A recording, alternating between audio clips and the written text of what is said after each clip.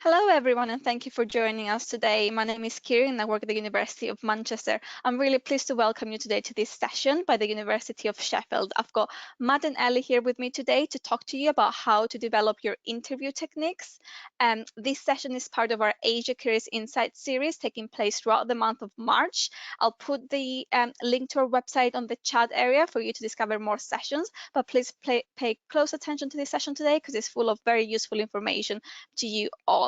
So without any further delay, I'd like to hand over to Matt and Ellie for their presentation. Thank you. Thanks. Hi, everybody. My name's Matt Sutcliffe. I'm one of the employability advisors that work within the Careers Service at University of Sheffield. I'll let my colleague introduce herself. Hi everyone, I'm Ellie. I'm from the Employer and Placements team at the University of Sheffield, so I look after the employer engagement side of things. Great, thanks Ellie. Yeah, so we're here today obviously to talk about developing your interview technique, and there's a number of things we're going to be focusing on today. So what we're going to prioritize initially is really the importance of preparation, which you're probably aware of, and then moving on to kind of what different formats of interviews are looking like, especially in the current climate with COVID and everything that's going on. And then we'll move on to really looking at the types of questions you might get at the interviews as well.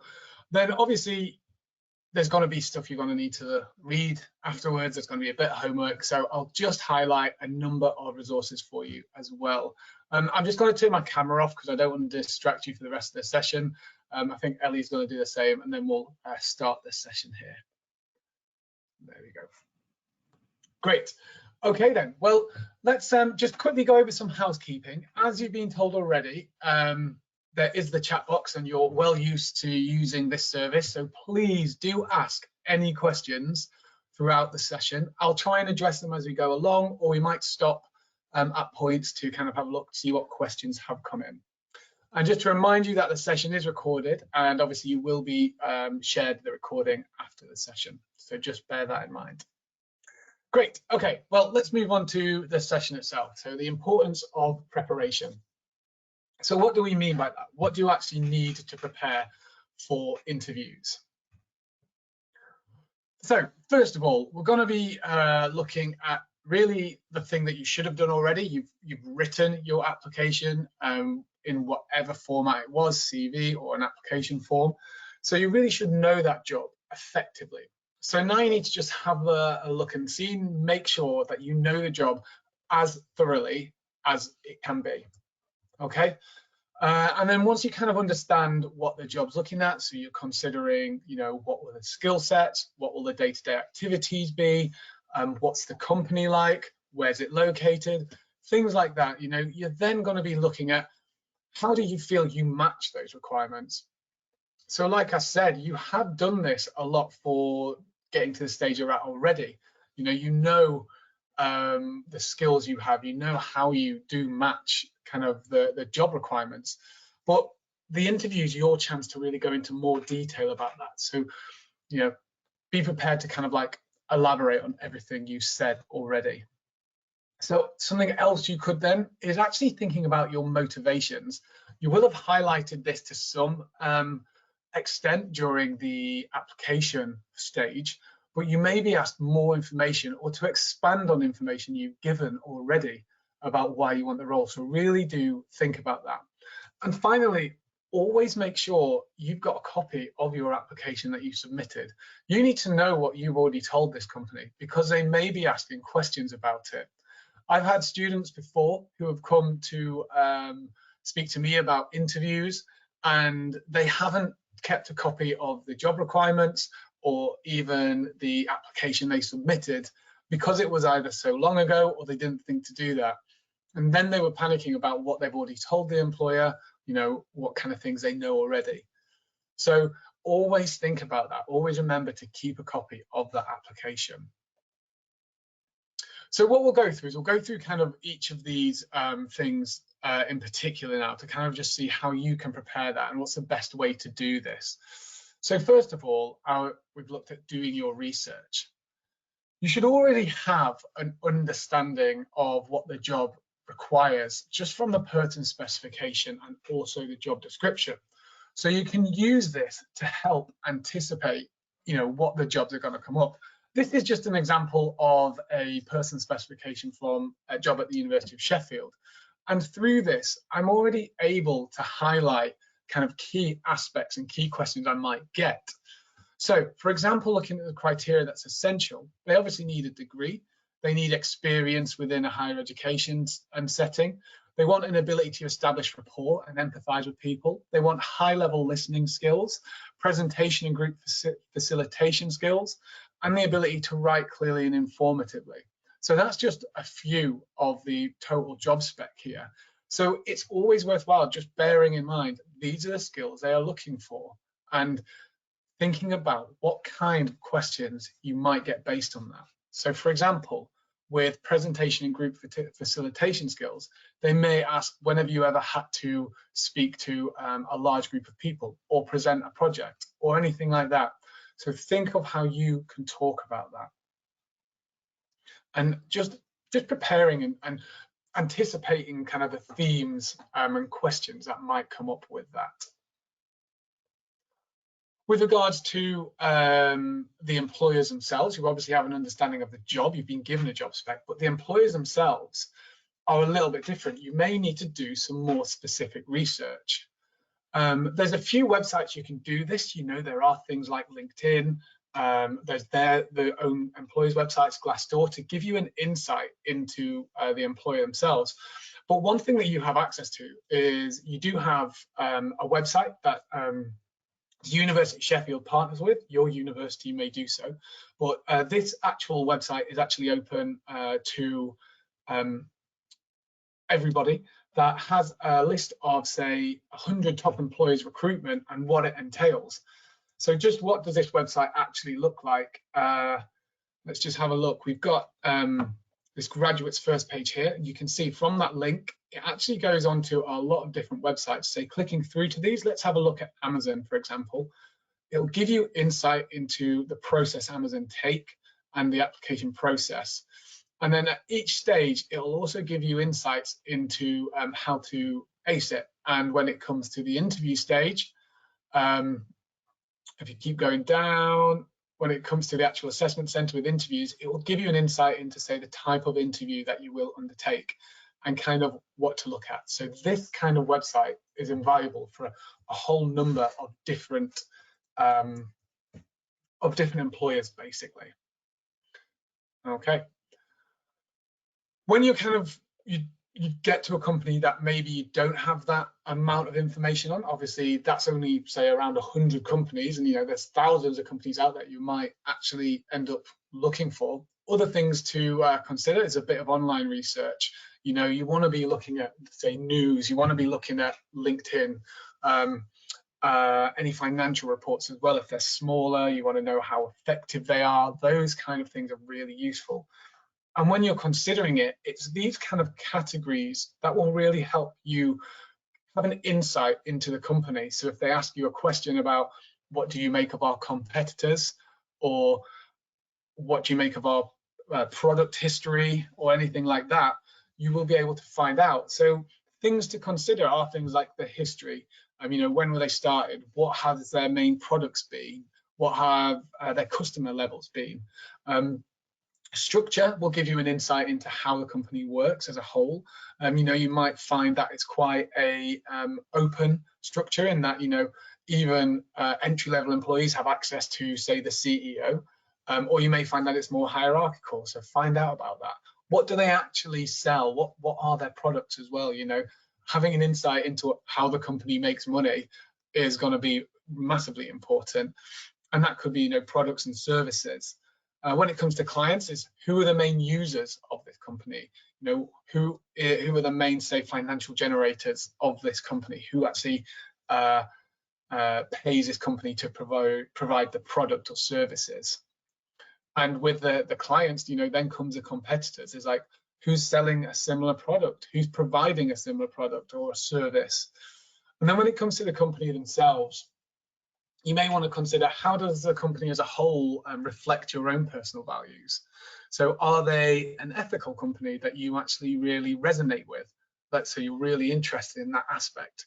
Or are they, quite a forward-thinking company in that they're really pushing new technology, they're really pushing innovation?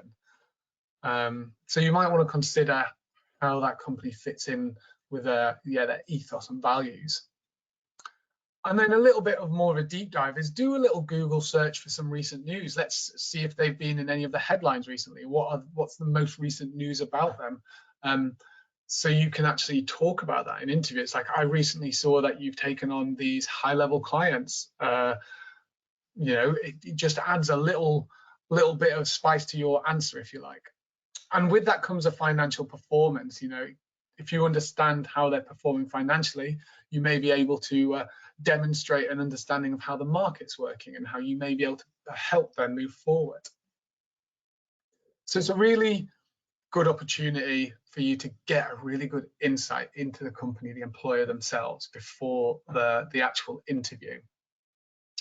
So you've done your interview, you understand your job, you understand how you fit into the job, and you understand the company. Now it comes to the actual interview day now. And on the interview day itself, there's a number of things that obviously happen in the moment, but that doesn't mean that you can't prepare for them. So when it actually comes to on the day, there's a few things that you really want to consider. And it's basically, how do you want to be remembered as an individual? How do you want to, sit in their memory banks for the performance you've given? So really, at the end of the day, it's all about those first impressions. And these are hugely important. Now, this applies to every single person you meet, okay? Bear in mind, I'm talking about interviews as a whole. So this actually covers video and also in-person interviews. It will be different depending on which company you interview for and when, and also how COVID affects it. But basically, anybody you meet from that company, you want to be treating as a possible interviewer. So this could be from the reception staff, from when you walk in the door of the company, through to anybody you're in contact with that works for the company. So always think of that good first impression. And a good first impression really helps start that interview on a positive note. It shows that you're friendly, you're open, you're coping with what is a challenging situation. So whoever you meet, look at them, give them a firm handshake and a smile, and try and relax as well. Your nerves probably will go away as the interview progresses. And if they're a good interviewer, they want to get the best from you. So they will do their best to get you to relax. They aren't there to try and catch you out. They're there to try and make sure you're presenting yourself the best you can be. So with that, that's being aware of that body language that you're presenting. We all kind of subconsciously interpret people's body language, positive and negatively, and what that's telling you about the person. So good things for an interview, and this is video interviews and also in person, is sit up straight, shoulders back. You want to present confidence.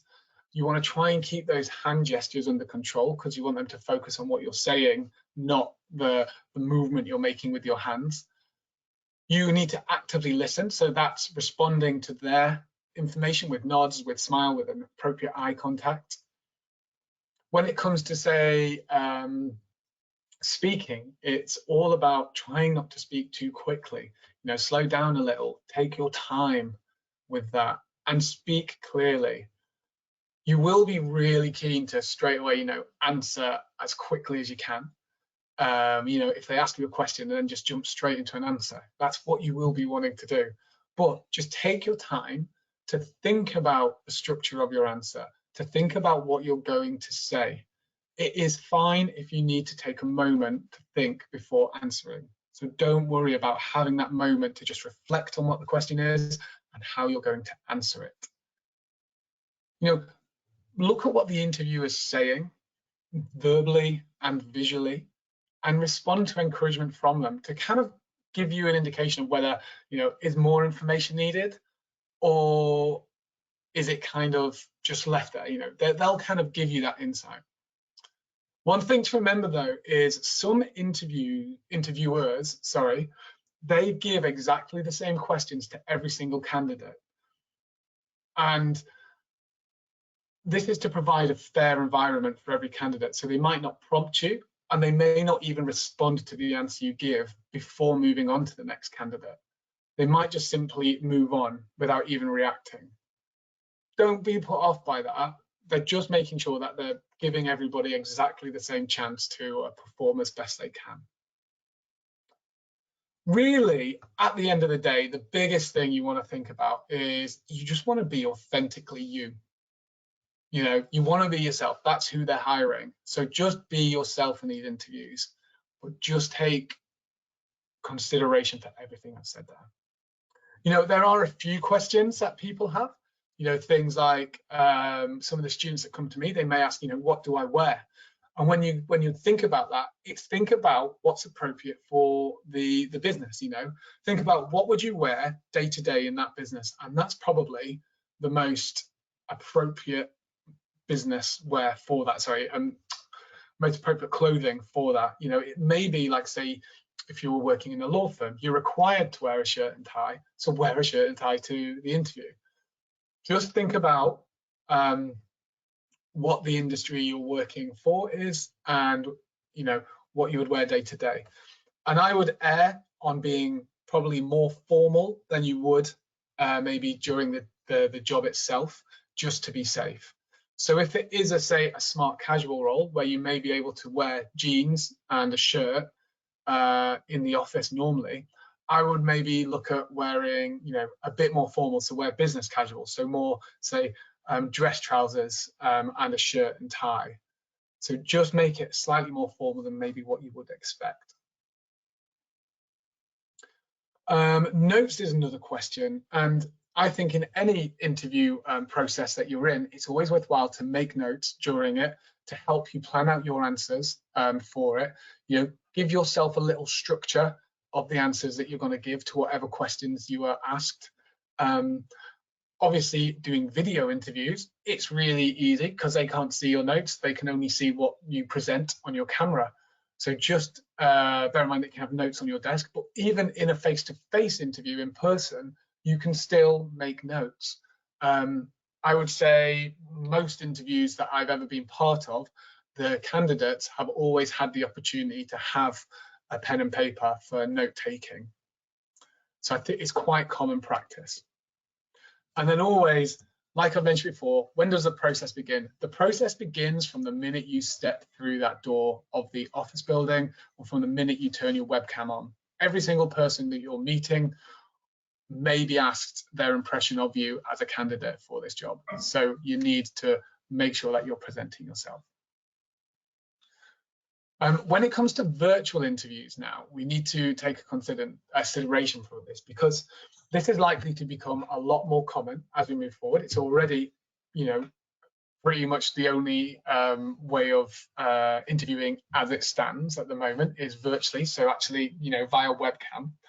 So what you need to do is you'll probably need to do a bit more preparation beforehand, okay? So whatever instructions you get sent through from the employer, you need to follow those instructions really carefully and make sure that you're basically testing your equipment in advance, okay?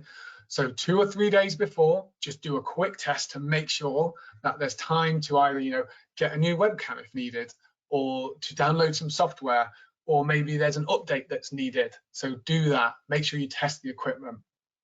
If you live in a shared house, if you have kids, if you have pets, make sure that you do not get disturbed by them. Tell them, I'm interviewing during this time.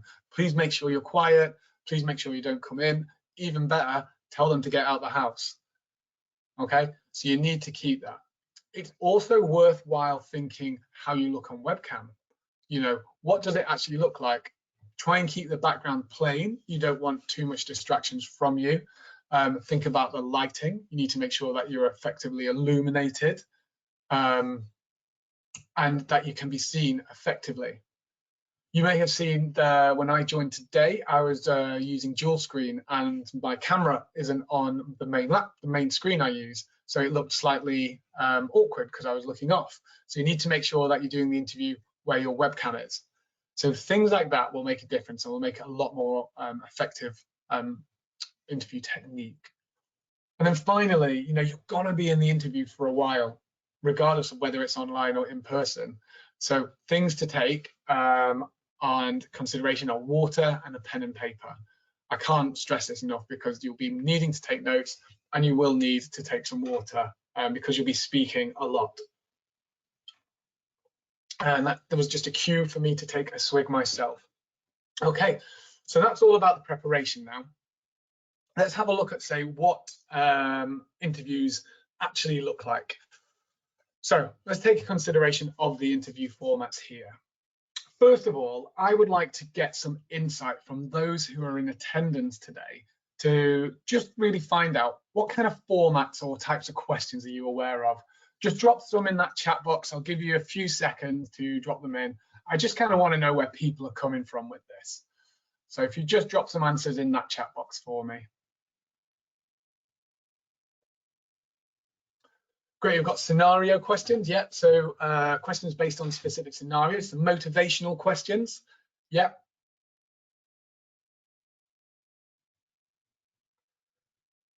Why do you think you are appropriate for this role? Behavior questions, strength-based questions, experience, competency-based questions, case studies, STAR method questions. That's great. So it's really good to see that we have a really broad understanding of what kind of questions you get here. An interesting one somebody's put down is leaderless group discussion.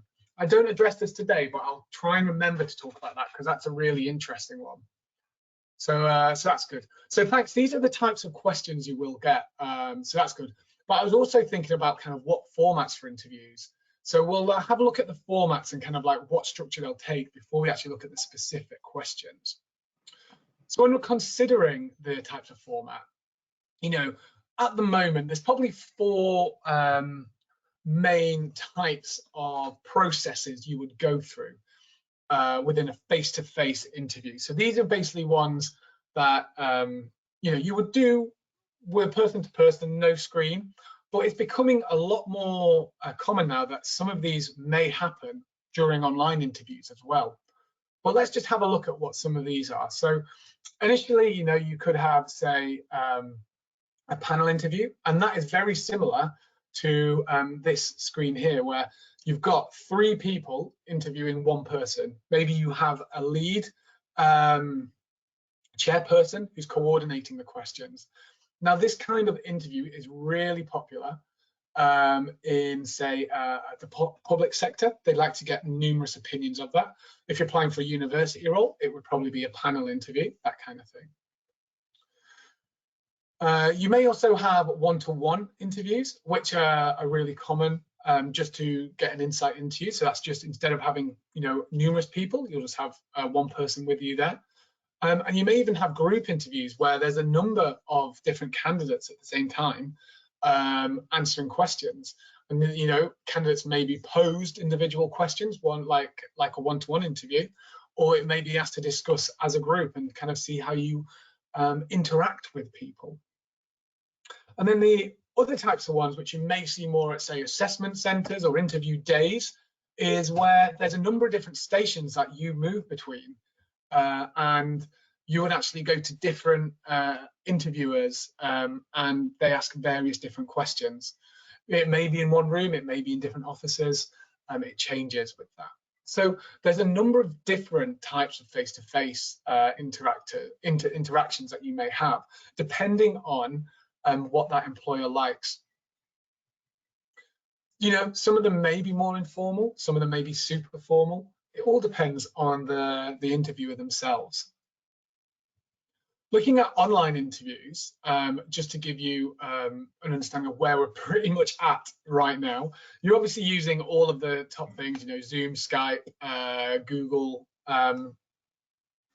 Microsoft Teams, I think some I've heard of some being done on. But these are what interviews are pretty much right now. And they're basically the same as face-to-face interviews. You know, they're live, they're in real time. You will be meeting somebody, you might even be able to see them on the end of the camera. So those are there to really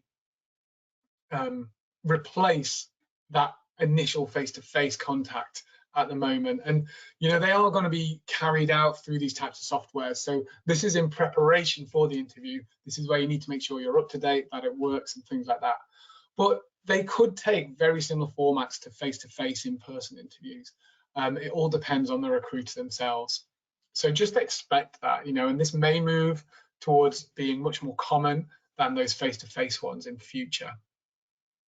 The other types of interviews which you may come across are kind of part of assessments now, and it's a video interview where you kind of sit there and yourself, you're in your room, and it may be pre-recorded.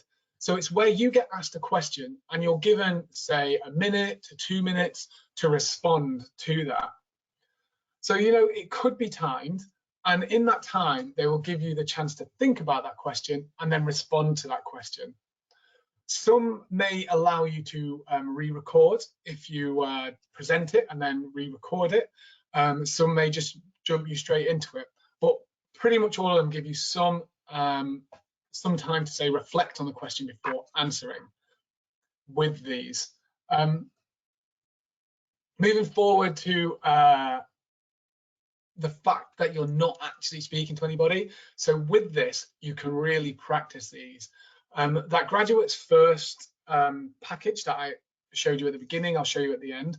If your university has access to that, that has some software that allows you to actually record and try it out, and they will monitor your body language, you know, your face, and the, say, amount you speak, how quickly you speak, that kind of thing. Because, you know, they can pick up on everything. It's got good software, you know, to pick up on voice, body language, and those kind of things. So yeah, so that's just an insight into, you know, what the physical formats might be like. But as you guys all kind of highlighted a number of different questions, we'll go through what these look like. The one common thing with interview questions is that basically you can guess what they're going to be, and you can do a lot of thinking before that interview. And if you have a good understanding of the job, you really should be able to anticipate, you know, most of the questions based on that person specification that we've highlighted. So looking at this, when I went through it before, I was able to highlight quite a few of those kind of key skills that they're looking for. So you can anticipate that they probably are going to ask about those skills or where you've demonstrated them, so you know what to prepare for. So just looking at this again, you know, just get the pointer on. You've got experience within or understanding issues relating to employability in higher education. Chances are you may get a question about what the current market's like for that kind of environment. You know, what's higher education looking like in the next 2-3 years? So you could have done some research onto, you know, funding into higher education, into, say, levels of students actually accessing it, that kind of thing. Ability to establish rapport and empathize with people from a diverse background. So that's all again about communication. It's all about making that connection with people. And you can think about times you've been able to demonstrate that. And then easy one, presentation and group facilitation skills. Easy one to think about with, you know, when have you ever had to demonstrate a project? Have you presented a poster as part of your university degree? Have you ever worked in a group? Have you ever been part of a society in a leadership role? So quite a lot of things to think about. And when you get asked these questions, you know, they do kind of break down into really 4 main categories with them. People did kind of suggest some other categories, but there really are, there's 4 main ones that I definitely would say highlight. With the first one being motivational questions. So these are kind of, you know, what do you want? Why do you want to work with us? Those kind of things. I'll go through some of these questions in more detail as we go through this session. There's also competency-based questions. This is where they're looking at, you know, how well are you able to demonstrate certain aspects of the job description, that kind of thing. So Can you demonstrate a time that you've been able to show excellent teamwork? There's also strength-based questions, and these are based on, how strong you feel you are at certain aspects. So, how strong do you think you are at communication, for example?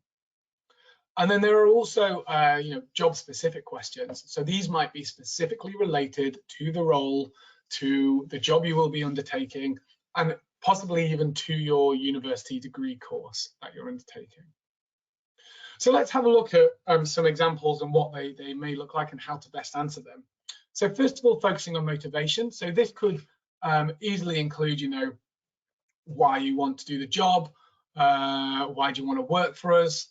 It's the opportunity for you to really demonstrate you show that you've done your research, okay?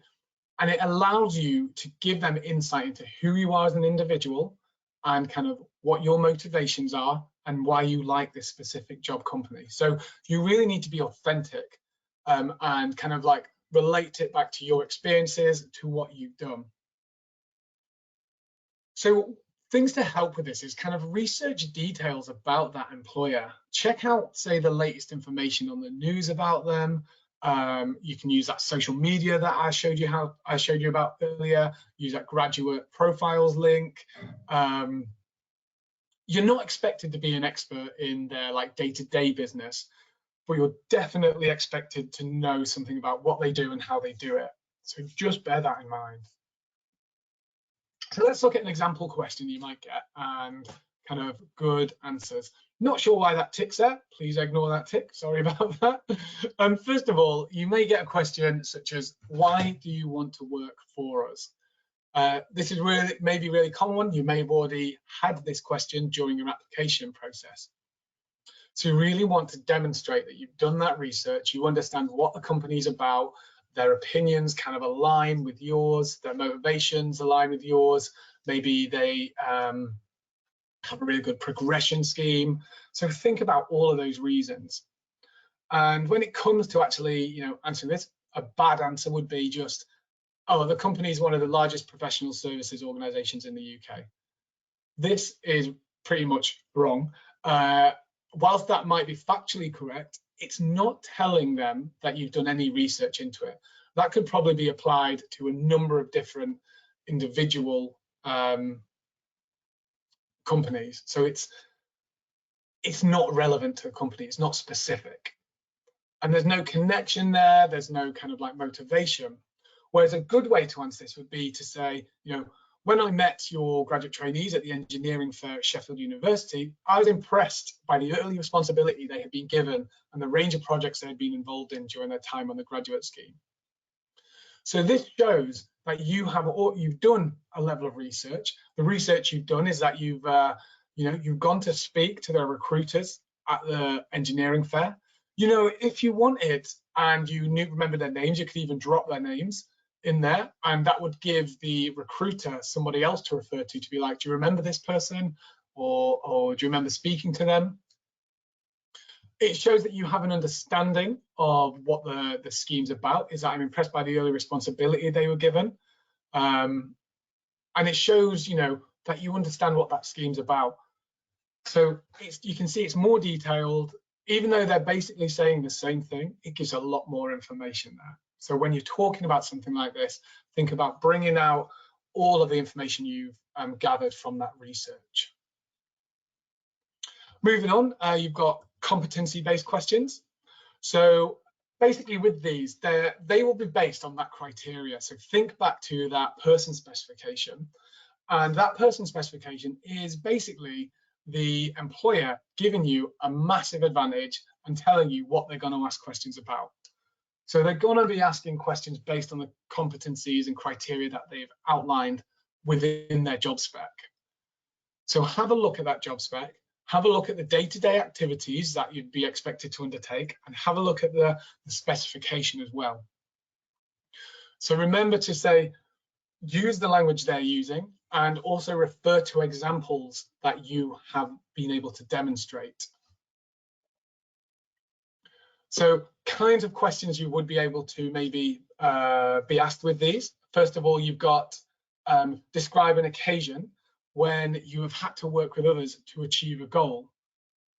So if you get this question, thinking of key examples where you've been able to demonstrate this, thinking of experiences that you can highlight that shows that you have undertaken activities related to this kind of skill. So with this one, I think we would probably be looking at an example that they want you to highlight would be like, say, teamwork. So you're talking about where you've had the chance to work with others to achieve a goal. So for teamwork, you could really highlight group project work. If you're part of any sports teams or societies where you've achieved something, or any activity where you've worked as part of a group to achieve an outcome would be a really good example there. The second one, we have tell me about a time that you've had to overcome a disappointment or setback. Now, this isn't actually necessarily asking you to demonstrate a skill you have learned or you're able to really demonstrate in person, but it's more kind of a bit of a reflective skill, a transferable skill to show that you have a level of something. And the things here I'd say it's highlighting is resilience and self-confidence. So it's showing how you recover from maybe a negative outcome, or how much you're able to not let a setback affect your moving forward, how you've recovered from it, what you've learned, and how you've implemented that learning into your future planning.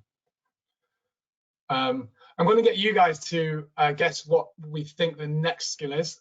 So for this question, what kind of skill do you think they're asking you to demonstrate when they ask you to say, how do you usually cope with a large workload? So just write a few ideas of kind of skill sets you think that you're trying to cover here in the note, in the chat.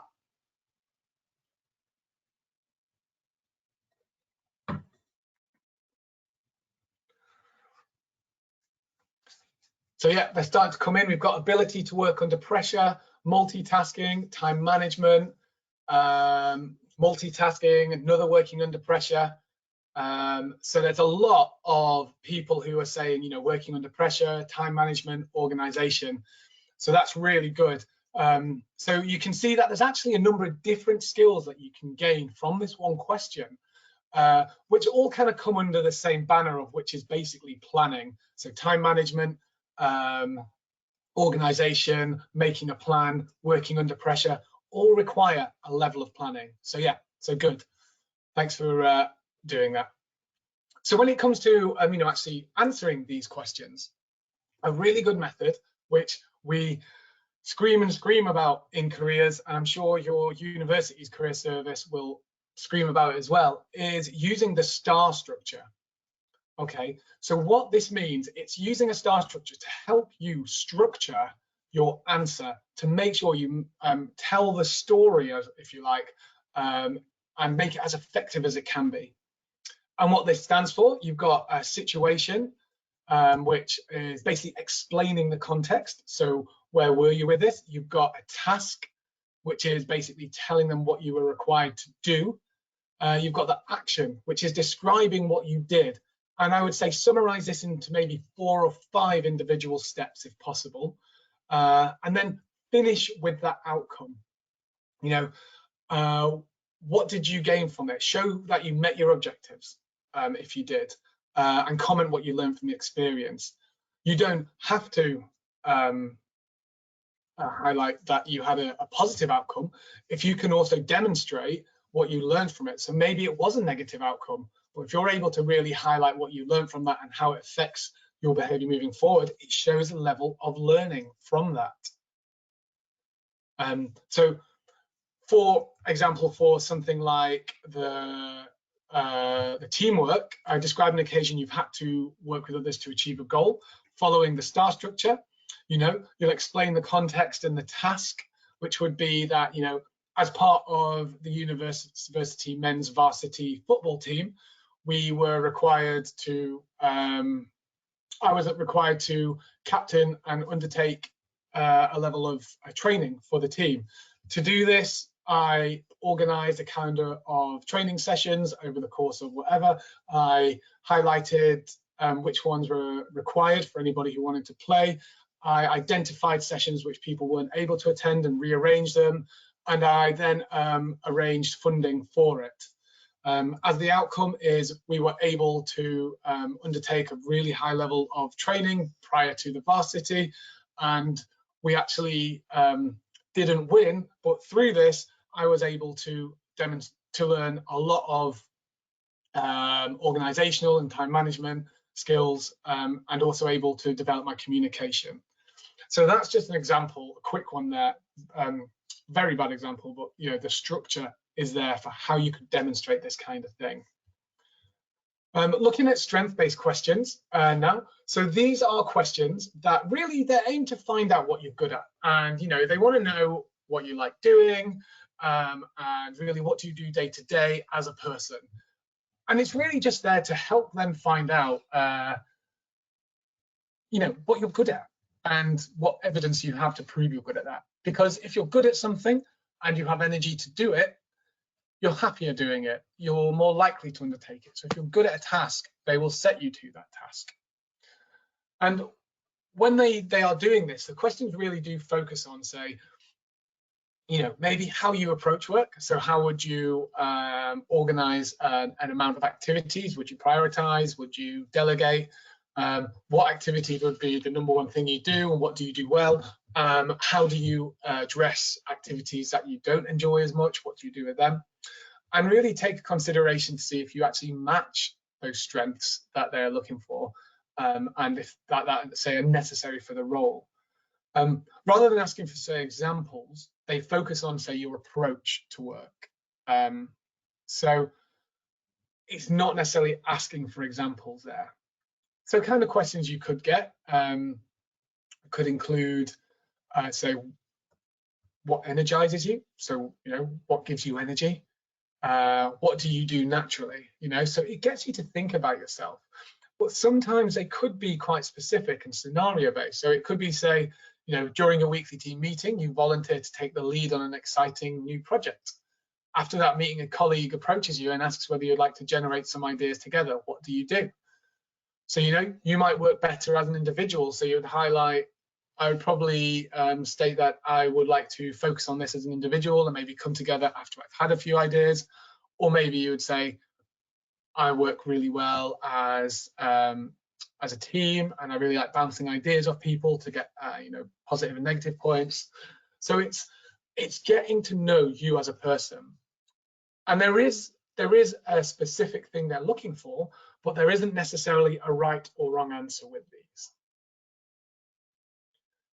Okay, then moving on to the final set of questions you have, which are, say, technical or job specific questions. Okay, so these are things like, how would you organize? Or maybe how would you achieve this goal, to kind of put you in a problem solving situation. So it gets you to think about your work practice with it. So there isn't really a right answer for these, but you can, say, structure your response to make sure you're giving an effective answer. And an easy kind of structure for this is to use identify, analyze, generate, decide, and plan. Okay. Now with these, what it is it's with the scenario, you kind of identify what the situation is, what's happening in that scenario. And then with that, you analyze it. So you think, well, what is going wrong? What needs to be done to kind of stop it going wrong? How could it be more effective? That kind of thing. So once you've kind of identified that, that's where you're going to be generating those possible solutions. So it's like, well, I could do this, or I could do this, I could do this.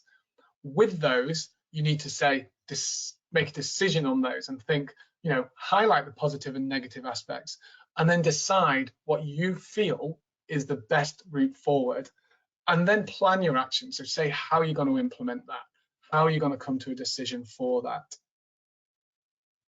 and that kind of thing. And they're not too, they will focus on the answer that you provide, but a lot of it, they will actually look at how you tackle that situation, as this is usually more important about the kind of the decision path you took, the journey you took, as it allows them to understand your way of thinking and see how would this person perform in a genuine situation. So the way you tackle that problem is usually more important than the answer.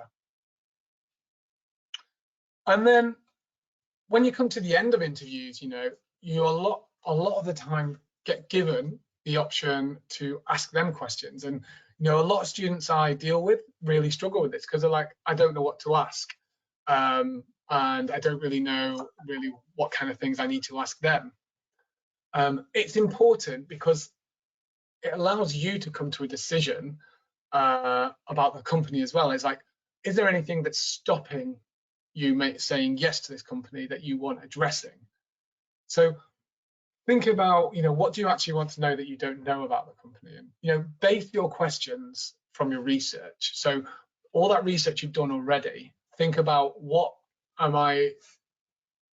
do I not know that I would like to know? And don't ask about anything that you really find easily online. So don't ask about, oh, what was your income last year, or how many employees do you have? Because all that information is online. Asking questions about, maybe their insight. What do you enjoy about working for this company? Or what's your journey been like within this company? Things like that will help you make your decision as to whether you want to work for the company as a whole. Things to avoid for sure, though, are questions about salary and holiday entitlement. These are questions that can be addressed after the job offer if you get one. Because after you get a job offer, you can always, say no if you aren't happy with that salary or happy with the holiday entitlement. A lot of jobs now do say provide all this information prior to interview, so you should have that, but it's not a question to ask in interview. Maybe some questions that you could ask, it's just a couple here, is, for example, I read online that you're considering expanding. How are these plans progressing? Or how will my performance be assessed? Things that really help you develop as a person and also allow you to demonstrate that you do have some insight into the company itself. So that's been a little bit of a breakdown into some of the insights into, say, what interviews are like. They're not all like this. I won't have covered every single interview. So, so you should be ready for maybe some questions we've not covered today. But these are the basic main ones here. Let's have a look at some further resources that you probably all have access to. With this, basically you've got your university careers service websites.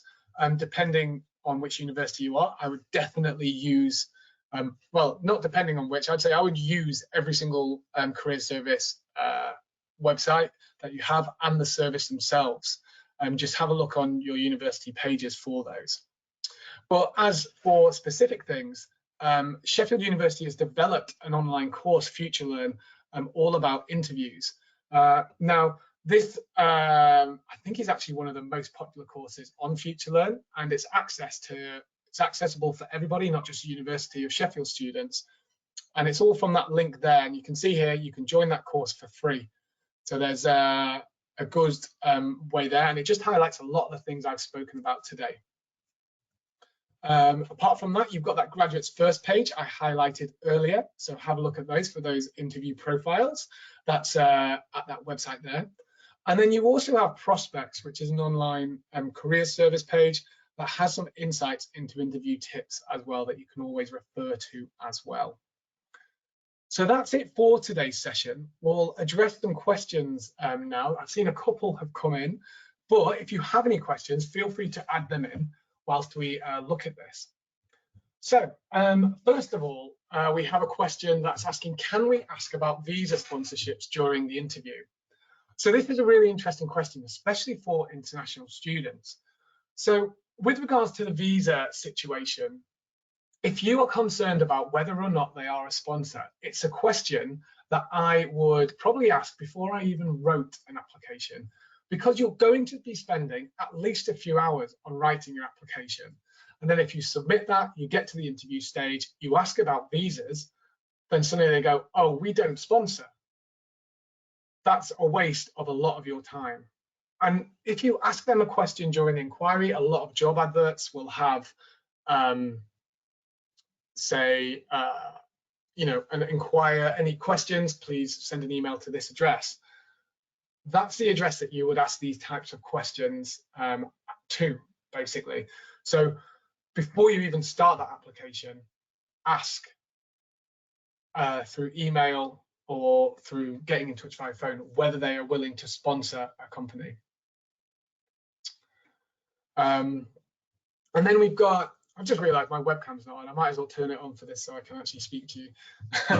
So then we have, how many questions is it usual appropriate to ask at the end, ask the interviewer at the end of the interview? There really isn't a set amount I would recommend. If you have any burning questions, ask them. If you don't ask them. You don't want to be asking questions for the sake of asking questions. But I would say most of the time there generally should be something that would help you in your decision. So if you can't think of any questions necessarily about the job that you need to know, or it's what will I be doing in this aspect of the job, ask a question to the interviewer about what they like about the company, because they may tell you something that you aren't aware of or that you have never thought about before, be it the community outside of the workplace or the progression within it. So you don't know. So personally, it's always been a question I ask is, what have you enjoyed about working for this company, to the interviewer themselves. There's actually no other questions that have come in after those two. So I think we'll sit on for a little bit longer to see if any questions come in. But other than that, we'll see what's happening. Oh, one question just came in. Hi, Matt. Is it worth paying for an internship if I don't have an internship experience? This is a really interesting question. I would always consider with an internship is, what are you paying for? It's probably a question that I would take to your own individual career service, because for me, paying for an internship doesn't seem right, but it all depends on the opportunity and what you're actually paying for. You may be having to pay for a visa to work there or something. So it would be really interesting to find out what you're paying for. So I'm not going to fully answer that question, because I think that needs to be a discussion with your respective career service. Should I reach out to past applicants to find out about the interview structure? Yes, there's loads of websites you can go to. You've got the Student Room, you've got Glassdoor, there's LinkedIn. So check out those websites. Find out about the interview process. Why wouldn't you find out about the interview process if you have an insight into it to help you prepare for it? It will make you a lot less nervous, and it will give you the ability to prepare more effectively. You're not necessarily going to get the exact same questions, but the general structure and an insight into the area of questions you'll get will be really useful. What's the main point of asking an interviewee about their weaknesses? Interesting question, Frank. So asking an interviewee, so somebody you're interviewing, about their weaknesses, it's not necessarily just trying to find out what their weaknesses are, but I feel that it's a way for the interviewer to understand how the interviewee has overcome those weaknesses. So if, as a weakness, I tend to be, when I get quite busy, I tend to be quite unorganized, and to address that, I've got a number of different techniques I use, regarding prioritization of projects, to-do lists, and tools I use. So if I get asked that question, I can be like, this is something I know I'm weak at, but this is how I overcome it. So I think providing an awareness of how you've been able to overcome any weaknesses you have is quite effective. What about if they ask for experience and I don't have any? What to answer? Okay, so when it comes to jobs, if you got to the interview stage, you have passed pretty much some of the hardest places where a majority of candidates would fail or like don't even get through. You've passed that application phase, that CV. So the employer sees something in your application that they feel is relevant. Okay. So when it comes to that, I don't feel you would get asked about stuff you haven't necessarily addressed within your applications. But the other thing I want to say is it's not just about experience, it's about how you demonstrate the skills that you have learned. Okay. So employers have a tick list of things that they're looking for the ideal candidate. And that's what a job spec list is. With that, you can help plan, how you can address those. And your examples of where you've been able to meet those criteria do not just have to be from work experience or academic experience. It can be from any experience you have, be that extracurricular, as part of a society, within your degree course, within work that you've undertaken, within volunteering. So any experience you have. So rather than focusing on the experience, focus on the skills that you have been able to develop and demonstrate.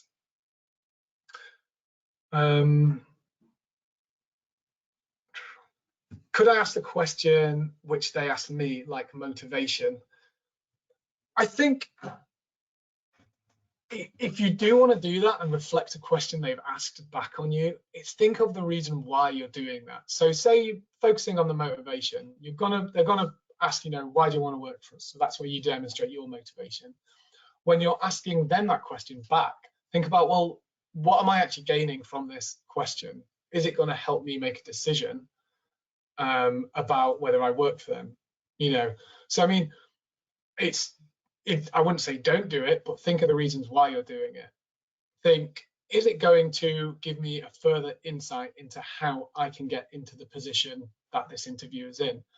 Say this interviewer is working in a role that you could see yourself in 5-10 years. Then asking them their motivation about, so what made you want to go for the role that you're looking for, may give them some insight into, say, your future career and your motivation and how long you're going to stay with the company. So with that sense, always think, why am I asking this question? Should I write a thank you email after the interview? It would not hurt.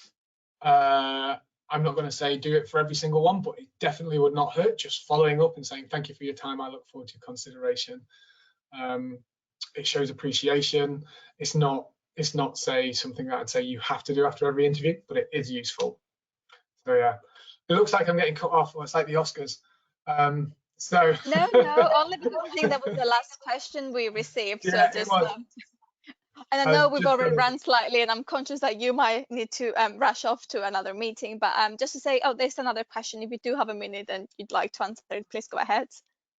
What is the best way to approach the question, where do you see yourself in the next 10 years? Be honest. It's, they want right. At the end of the day, hiring people is expensive for companies. So if they can keep you for 10 years, it will be amazing because they don't have to go through a recruitment process. So if you can highlight, where you see yourself in 10 years. So if you do see yourself working within a role that would be in that company, say that. But just be honest, say, where do you actually see yourself? Like, if you're going into a law firm during your LPC year, not LPC year, I've got a completely training contract. Yeah, during your training year, I've just completely forgotten all my law information. If you can see yourself staying in that law firm, tell them that I'd love to be a solicitor here in 10 years, focusing on this area of law. And just be honest.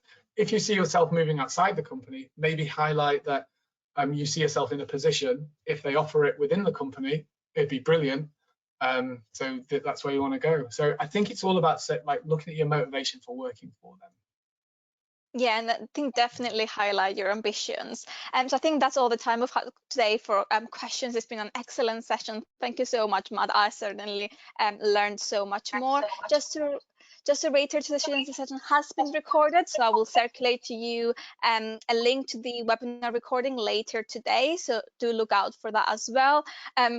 I wish there was a way for everyone to give you a round of applause and thank you, Matt, but I'll just do so on behalf of everyone. I'm sure everyone will agree with me that it was a great session, very well structured and very insightful, and definitely we received a lot of questions, and definitely it was a very engaging audience as well. So thank you so much once again.